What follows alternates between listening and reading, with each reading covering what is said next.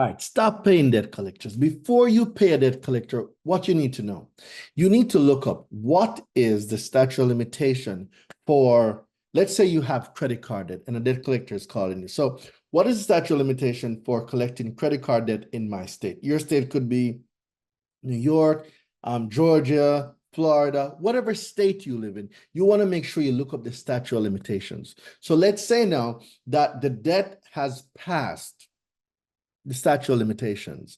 Meaning in New York, for example, New York statute of limitation on collecting any debt is 3 years.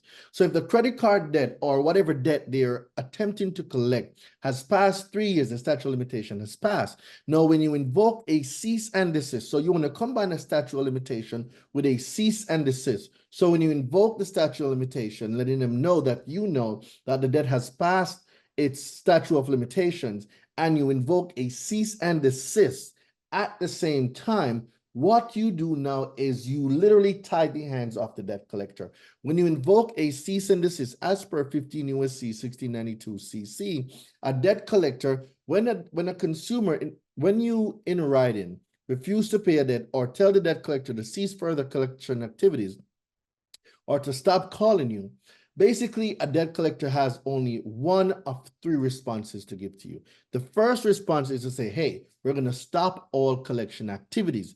Collection activities also include, but is not limited to, the reporting of the negative item to your consumer report. I bet most of y'all didn't know that's an act of collection. Well, yes, it is. The second response is to say that, hey, we're going to invoke an ordinary action that either debt collector can take or the creditor that I'm representing, or they intend to invoke that specified action. What that simply means is that, hey, we're going to take you to arbitration or we're going to take you to court or whatever.